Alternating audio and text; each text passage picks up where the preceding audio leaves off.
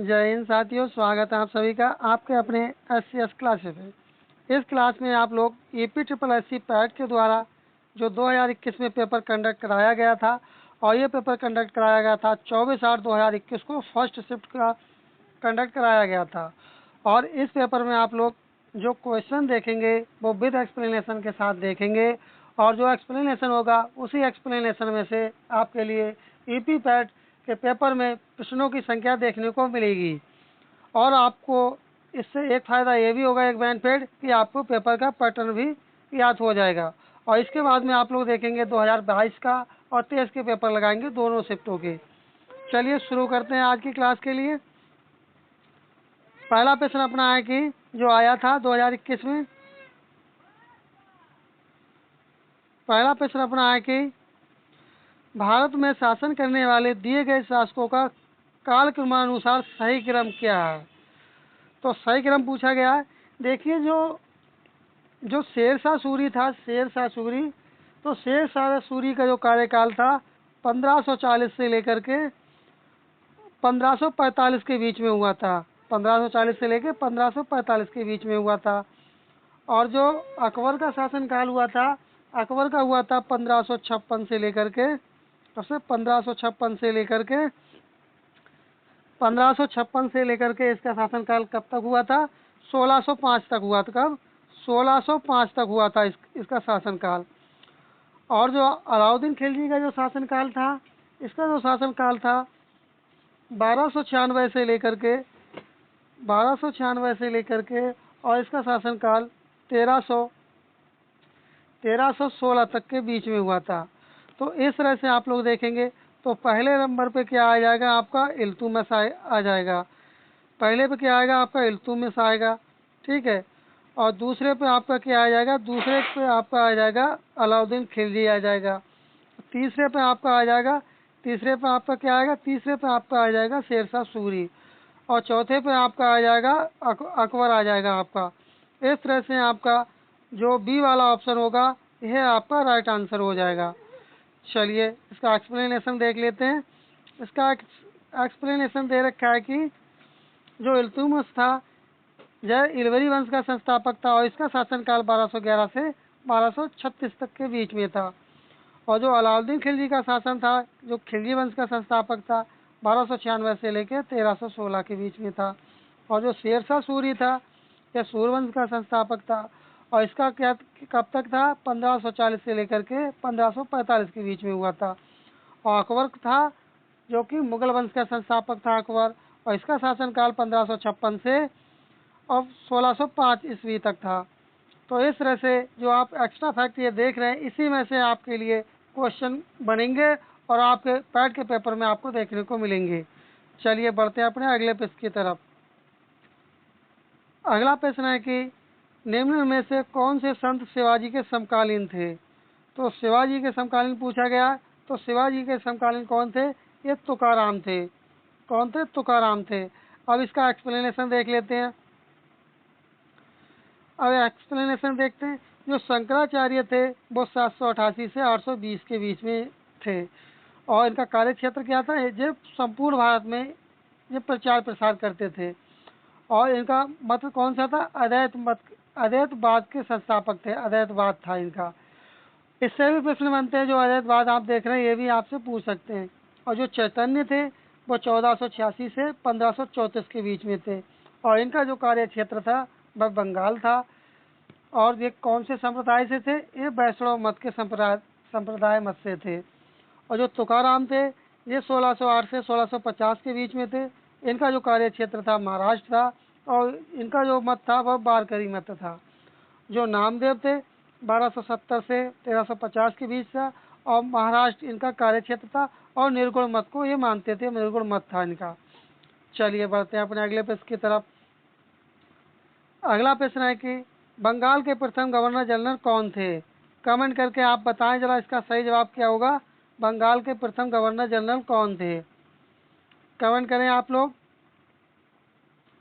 तो जो बंगाल के प्रथम गवर्नर जनरल थे वो थे लॉर्ड वारेन हेस्टिंग्स थे।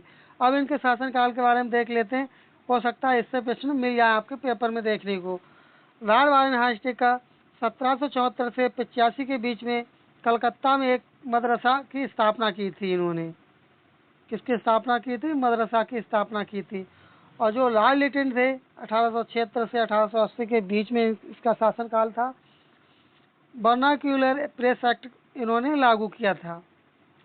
अगला है लॉर्ड रिपन है, तो ये 1880 से 1884 के बीच में थे। इनके कार्यकाल में क्या होता?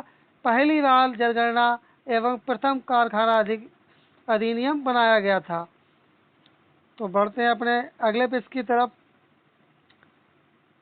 और जो एक चीज़ और देख लीजिए इसमें, जो प्रथम गवर्नर था वह 1773 के रेगुलेटरी एक्ट के द्वारा बंगाल के गवर्नर जनरल का पद और 1833 के भारत शासन अधिनियम चार्टर एक्ट द्वारा भारत के गवर्नर जनरल का पद सुनिश्चित किया गया था। कौन सा एक्ट थे? 1773 का रेगुलेटरी एक्ट के अंतर्गत। चलिए बढ़ते हैं अपने अगले पेज की तरफ। अगला है कि चरक संहिता संबंधित है, तो आपको पता होगा ये चिकित्सा से संबंधित है। इसके बारे में ज़्यादा और कुछ देखने की जरूरत नहीं है आपको। चलिए अगला प्रश्न देखते हैं। निम्न में कौन सा जोड़ा सही नहीं है? आपको सही बताना है। 261 में क्या हुआ था? कलिंग का युद्ध हुआ था, ठीक है। और 78 ईसा पूर्व में क्या होता? शक संवत की शुरुआत हुई थी, ये भी ठीक है। 622 में क्या हुआ था? मुस्लिम युग की शुरुआत हुई थी। जो मुस्लिम युग की शुरुआत मानी जाती है वो 622 में मानी जाती है। अगला क्या? 1709 में क्या हुआ था? औरंगजेब की मृत्यु हुई थी। तो इस तरह से अपना जो डी वाला ऑप्शन होगा यही आपका सही जवाब होगा। चलिए बढ़ते हैं अपने अगले प्रश्न की तरफ। अगला प्रश्न है कि इनमें से किसे भारत के ग्रैंड ओल्ड मैन के नाम से जाना जाता है? तो ये जाना जाता है दादा भाई नौरोजी के लिए। जिस क्वेश्चन का एक्सप्लेनेशन इम्पोर्टेंट होगा उसी का किया जाएगा, उसके अलावा अन्य का नहीं कराएंगे, क्योंकि अब ज़्यादा समय नहीं बचा है। क्योंकि आपका जो पेपर होने वाला है वह 6 और 7 सितंबर को होने वाला है। चलिए बढ़ते हैं अपने अगले पेज की तरफ। अगला है कि सन 1915 और 16 में किसके नेतृत्व में 2 होम रूल लीग शुरू हुए थे? तो किसके कार्यकाल में हुए थे? ये हुए थे जो होम रूल आंदोलन की शुरुआत हुई थी, इसके एनी बेसेंट और लोकमान्य तिलक जी थे। कौन थे? लोकमान्य तिलक जी थे। तो इस तरह से ये वाला ऑप्शन आपका करेक्ट आंसर हो जाएगा। चलिए इसका एक्सप्लेनेशन देख लेते हैं, क्योंकि इससे क्वेश्चन बन सकता है। जो भारत में होम रूल लीग की स्थापना का प्रयास किया गया था या स्थापना की थी, वो एनी बेसेंट थे और बाल गंगाधर तिलक जी। इन्होंने 1916 में तथा 1916 में तिलक ने तथा सितंबर 1916 में एनी बेसेंट ने होम रूल आंदोलन की शुरुआत की थी। चलिए बढ़ते हैं अपने अगले पे। और इसके अध्यक्ष कौन थे? प्रथम महिला अध्यक्ष कौन थी? एनी बेसेंट थी इसकी। चलिए बढ़ते हैं अपने अगले पेज की तरफ। अगला प्रश्न आपको इसमें मिलान करना है। निम्न का मिलान करें। तो करिए मिलान। ब्रह्मा समाज के संस्थापक कौन थे? आर्य समाज के संस्थापक कौन थे? तो ये प्रश्न आपको आता होगा। तो इसके संस्थापक कौन थे और इनका आपको मिलान करना है। तो देखिए, ब्रह्मा समाज के जो संस्थापक थे वो राजा राम मोहन राय थे, और इन्होंने जो स्थापना की थी 1928 में स्थापना की थी। और आर्य समाज के जो संस्थापक थे वो दयाराम सरस्वती थे, 1875 में इन्होंने स्थापना की थी। रामकृष्ण मिशन ने किसकी स्थापना की थी? विवेकानंद। रामकृष्ण मिशन की स्थापना किसने की थी? विवेकानंद ने की थी 1897 में। और सत्यशोधक समाज की स्थापना किसने की थी? ज्योतिबा राव फूले ने की थी 1873 में। आप विश्वास कीजिए, जो आप देख रहे हैं आपको इसी से क्वेश्चन आपको देखने को मिलेगा। यूपी पैट के यूपी ट्रिपल सी पैट के एग्जाम में आपको देखने को मिलेगा, जो आपका 6 और 7 सितंबर को पेपर होने वाला है। चलिए बढ़ते हैं अपने अगले प्रश्न की तरफ। अगला प्रश्न है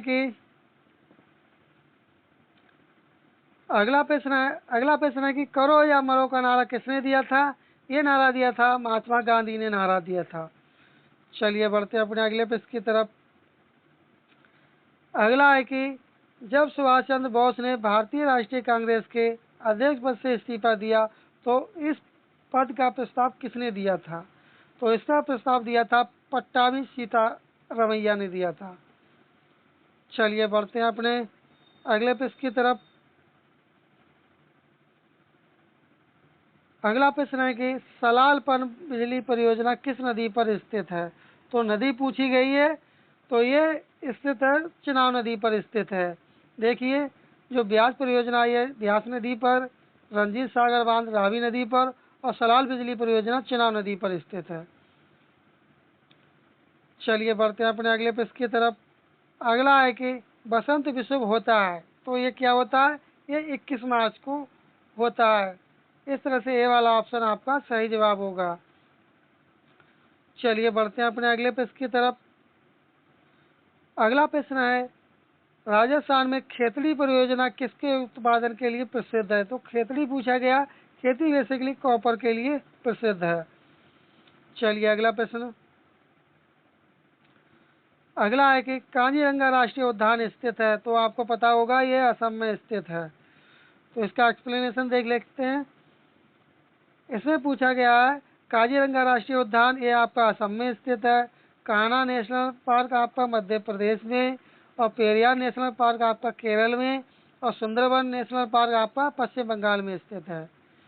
इन्हीं में से आपको प्रश्न देखने को मिलेंगे आपके UP triple S C PET के पेपर में। चलिए अगला प्रश्न है कौन सी हिमालयी नदी तंत्र की नदियां हैं। तो आपका सही जवाब हो जाएगा गंगा भी आपकी है, ब्रह्मपुत्र भी है, और आपकी गोदावरी भी, लेकिन आपकी कावेरी नहीं है। तो इस तरह से आपका बी वाला ऑप्शन आपका सही जवाब हो जाएगा।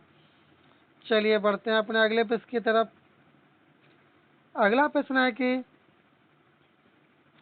बैंक दर क्या है। आपको बताना बैंक दर क्या है।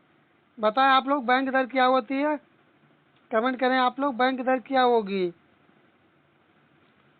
तो बैंक दर क्या हो जाएगी है? तो बैंक दर क्या हो जाएगी, बैंक दर का तात्पर्य देश के किसी केंद्रीय बैंक द्वारा वाणिज्यिक बैंकों से ली जाने वाली आधिकारिक ब्याज दर है। क्या हो जाएगी, ब्याज दर हो जाएगी। इस तरह से आपका डी वाला ऑप्शन आपका सही जवाब हो जाएगा। क्या कहलाएगी, दर कहलाती है। चलिए अगला प्रश्न। अगला प्रश्न है कि यदि आरबीआई नगद कोषानुपात को घटा दे तो साख सृजन दर पर क्या असर पड़ेगा। तो क्या असर पड़ेगा, ये बढ़ जाएगी। सी वाला ऑप्शन आपका सही जवाब होगा। यदि आपको क्लास कैसी लग रही कमेंट करके अवश्य बताएं, क्योंकि उसके उपरांत ही इस तरह की क्लास आपके लिए लेकर के आएंगे। आप कमेंट करेंगे क्लास अच्छी लगी तब ठीक है, नहीं कहेंगे कमेंट में तो ये क्लास नहीं लेकर के आएंगे। आप कमेंट करके अवश्य बताएं। और यदि क्लास आपको अच्छी लग रही हो तो क्लास को अभी लाइक करें और चैनल को सब्सक्राइब करें आप लोग। चलिए बढ़ते हैं अपने अगले प्रश्न की तरफ। अगला प्रश्न है कि इनमें से किस प्रकार की अर्थव्यवस्था में संसाधनों पर निजी अधिकार होते हैं और आर्थिक गतिविधियों का मुख्य उद्देश्य लाभ अर्जित करना होता है। तो यह होता है पूंजीवादी लोगों का, जो पूंजीवादी लोग होते हैं जिनकी निजी होती है, निजी अर्थव्यवस्था। चलिए बढ़ते हैं अपने अगले प्रश्न की तरफ। अगला है कि 100 रुपए का नोट किसके द्वारा हस्ताक्षरित होता है। आपको पता होगा आरबीआई गवर्नर के द्वारा। लेकिन जो 1 रुपए का नोट होता है, 1 रुपए का नोट होता है, ये वित्त सचिव के द्वारा होता है। चलिए बढ़ते हैं अपने अगले पेज की तरफ। अगला है फेमा का पूर्ण रूप क्या है। कमेंट कर दें आप लोग फेमा का पूर्ण रूप क्या होगा। तो फेमा का पूर्ण रूप क्या होता है, फॉरेन एक्सचेंज रेगुलेशन एक्ट होता है। चलिए बढ़ते हैं अपने अगले पेज की तरफ। अगला है कि जन स्वास्थ्य एवं स्वच्छता किसमें शामिल है। जो भारत के संविधान में है, तो इसका संबंध किससे है, राज्य सूची से ये विषय है, राज्य सूची का विषय बनता है। चलिए अगला प्रश्न। अगला प्रश्न है कि भारत में पंचायती राज व्यवस्था इसके अंतर्गत रखी गई थी। तो ये रखी गई थी राजनीति निदेशक के तत्व के अंतर्गत रखी गई थी। चलिए अगला प्रश्न। अगला है कि शिक्षा का अधिकार एक मौलिक अधिकार है जो कि संबंधित है। तो इसका संबंध है आर्टिकल 21 से है। चलिए बढ़ते हैं अपने अगले प्रश्न की तरफ। अगला प्रश्न है कि अगला प्रश्न है निम्न में से किसने संविधान सभा में उद्देश्य प्रस्ताव रखा था? तो ये रखा था पंडित जवाहरलाल नेहरू जी ने रखा था। ऐसे ही क्वेश्चन आपको देखने को मिलेंगे आपके पैट के पेपर में। भारतीय संविधान के किस अनुच्छेद में अल्पसंख्यकों के हित निहित हैं? तो आपका सही जवाब हो जाएगा आर्टिकल 29 में। चलिए अगला प्रश्न। अगला है कि ठोस चालक में धारावाहक होते हैं। तो आपका सही जवाब हो जाएगा मुक्त इलेक्ट्रॉन। सी वाला ऑप्शन आपका राइट आंसर हो जाएगा। चलिए अगला प्रश्न। अगला है कि प्रकाश वर्ष किसके मापन की इकाई है? एक वर्ष में मापी गई रॉकेट की गति, एक वर्ष में में ध्वनि द्वारा चली गई दूरी, और अगला है एक वर्ष में निर्वात द्वारा प्रकाश में चली गई दूरी, और चौथा क्वेश्चन आपका है हवाई जहाज की गति। तो कमेंट करें आप लोग, इसका सही जवाब क्या होगा? कमेंट करके बताएं आप लोग। तो इसमें क्या होता है? प्रकाश वर्ष खगोलीय दूरी का मात्रक होता है। यही आपका सही जवाब होगा, सी वाला ऑप्शन। चलिए अगला प्रश्न देखते हैं। अगला है ब्लीचिंग पाउडर का रासायनिक नाम क्या है? तो आप क्या कहेंगे? Calcium oxychloride. बी वाला ऑप्शन आपका राइट आंसर हो जाएगा। तो इसे देख लेते हैं, इसमें इंपॉर्टेंट लग रहा है, हो सकता है आपको इससे प्रश्न मिल जाए। Calcium oxychloride bleaching powder, calcium sulphate gypsum, sodium chloride साधारण नमक, और सोडियम बाइकार्बोनेट बेकिंग सोडा, ये खाने का सोडा के लिए कहते हैं। तो इस तरह से अपने ये जीके जीएस के प्रश्न कंप्लीट हुए। यदि आपको क्लास अच्छी लगी हो तो आप कमेंट करके अवश्य बताएं, तभी नेक्स्ट क्लास आपके लिए लेकर के आएंगे इससे संबंधित, वरना आपको लेकर के नहीं आएंगे। वही अपना प्रैक्टिस सेट चलेंगे। तो आप अभी तक चैनल पर नए, चैनल सब्सक्राइब नहीं किए तो चैनल को सब्सक्राइब कर लें, क्लास को आप लोग लाइक कर दें। चलिए मिलते हैं जल्दी नेक्स्ट क्लास में, तब तक के लिए धन्यवाद। जय हिंद, जय भारत।